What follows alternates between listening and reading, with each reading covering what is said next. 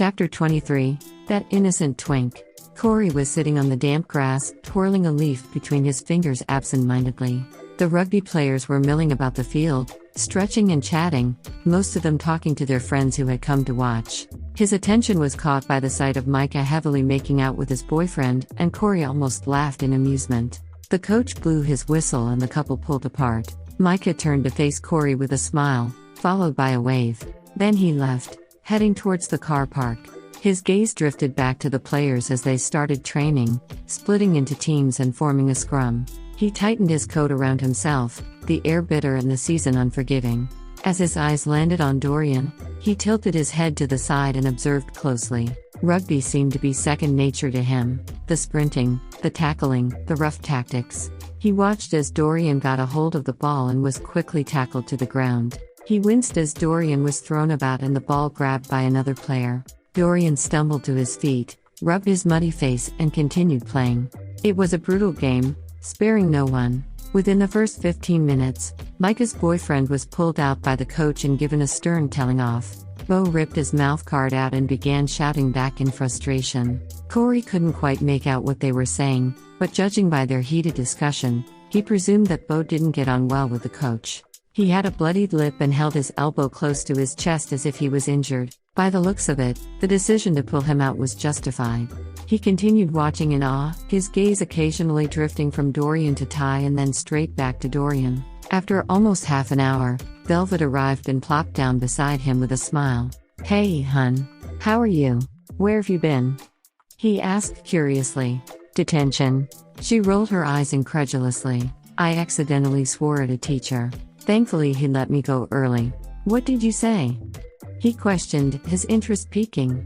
"I called him a misogynistic cunt because I didn't appreciate his views." She scoffed bitterly. "Accidentally, huh? Yeah, that may have been a stretch." She laughed. "Anyway, what's been going on with you? I've barely seen you recently." Corey shrugged, his eyes mindlessly returned to Dorian, who currently had the ball and was running for his life. Unfortunately, he was yanked to the floor just meters away from the goal. "Nothing much. How's it going with Dorian?" "Yeah, it's good. We're taking it slow." "How slow?" "I don't know, slow." Velvet chuckled and shifted to rest her head on his shoulder, heaving a sigh. "Just don't do anything I wouldn't do." "You do everything?" he pointed out. "Well, you get my point, Not really. You lost your virginity at a yak farm." She punched him on the shoulder jokingly. "Shut up. I told Ty I lost it in a park." "Oh, yeah, that's much better," he replied sarcastically. "Better than a yak farm," she hissed. They sat in silence for a couple of moments, watching the boys with adoration gleaming in their eyes. "I'm not scared," he murmured. "Huh?"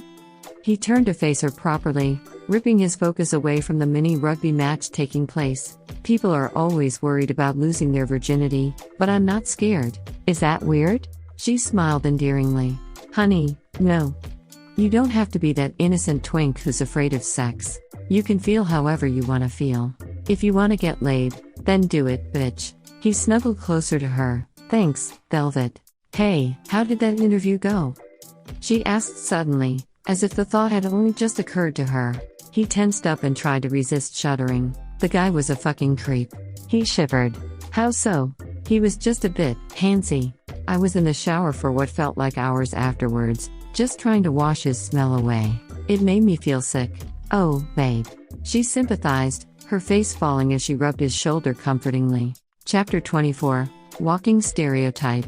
"Seriously, Bo, you know how much I hate hospitals. If you break something, I'm not coming to visit you," Micah told his boyfriend firmly. His fingers knotted loosely into his hair, preventing his eyes from straying. Meanwhile, Corey and Dorian were watching with amusement from the other side of the pitch. It was a lazy Friday afternoon and the excitement of the upcoming weekend buzzed through the crowd, fueling the smiles plastered sloppily over people's faces.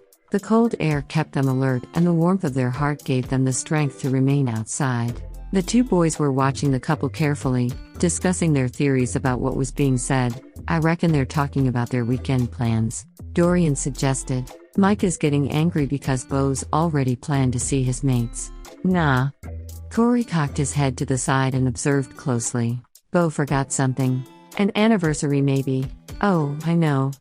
Dorian grinned happily. Micah's telling him to be careful. Bo was saying the other day how much Micah hates it when he gets hurt playing rugby. That's cheating, he told you that. Corey pouted. Dorian laughed and spared a quick glance over his shoulder. The team they were playing had just emerged from the building and were making their way onto the pitch, suited in their school's colors. I gotta go. He sighed. Corey bounced on the balls of his feet nervously. Good luck. Not that I need it. Dorian winked. Ty and I will come and find you in Velvet after the game. Remember, we're going to Velvet's before the part, yeah? I'm not a child and you're not my mum reminding me about a dentist appointment. Corey rolled his eyes. I was there when we made the plans, remember? It happened 10 minutes ago. All right, sorry. Dorian rose his hands in surrender, though a decaying smile was still visible on his lips. I'll see you later. As Corey crossed the field with his hands buried in his pockets and his cheeks rosy from the winter air, he could feel countless pairs of eyes following him, all watching, wondering, judging. He was the shadow of Hilford, silently lurking the halls, haunting the school and disappearing whenever necessary. No one really knew his story, they'd just read his poems, and people made the mistake of considering them his story. His poems didn't reflect his life and nothing about them was real or true or meaningful. They all thought they knew him. They all thought they had him figured out. A sad gay boy who spends his whole life reading and will never be as socially accomplished as the other students. Of course, their assumptions weren't totally wrong. He was sad, he was gay, and he did spend a lot of time reading. But there was more to him than that, more than labels and definitions. People didn't label the popular girl by her position as the head of the debating club, they labeled her by her body count. And they did the exact same to Corey. He didn't mind. Being the human embodiment of a stereotype wasn't as bad as it was made out to be. He didn't worry about being judged for liking certain things, because he was already judged for his entire existence. Living a life defined by expectations wasn't nearly as bad as being let loose in a world humans are incapable of inhabiting. Free will was quite possibly the worst thing to ever happen to us. It leaves us responsible for our own actions, looking after our own planet, living for our own purposes. If we were pre-programmed and molded to fulfill specific requirements, maybe the world would be a better place. We couldn't fuck up because we wouldn't be given that choice. And that's exactly what Corey liked about being a walking stereotype. His actions were predetermined, a path was laid out before him and all he had to do was walk it and try not to drift. A lot easier compared to the path others are forced to walk, the ones blocked by obstacles and discrimination and oppression. Maybe he drifted from the path a little. Dorian had grabbed him and pulled. Chapter 25, Unpredictable.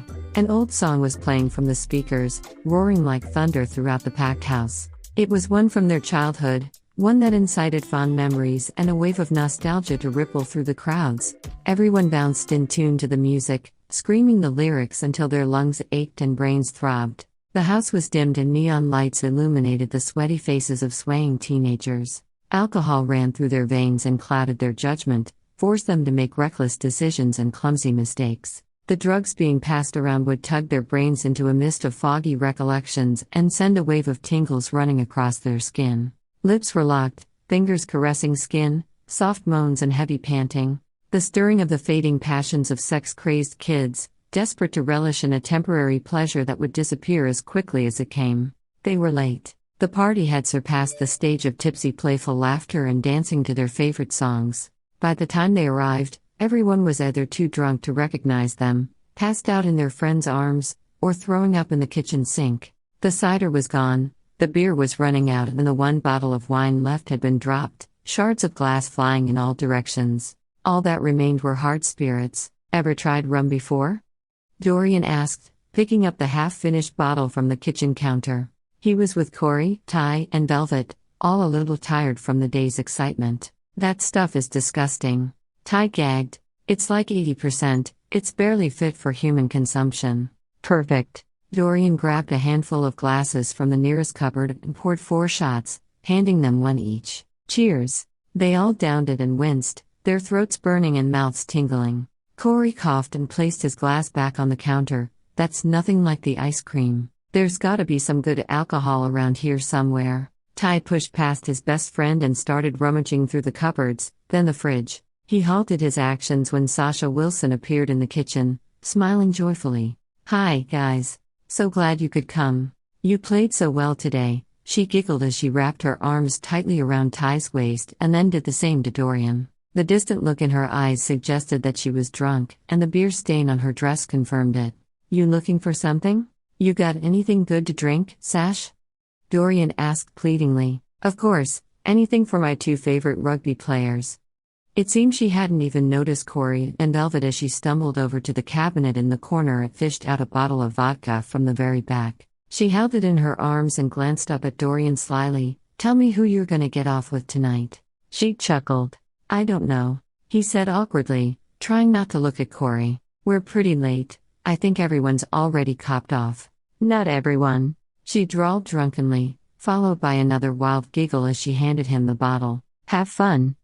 And then she took off for the living room, falling straight into a random girl's lap before beginning to suck her face off without her consent. Ty laughed, snatching the bottle off of Dorian and unscrewing the cap. I forgot how horny Sasha gets when she's pissed.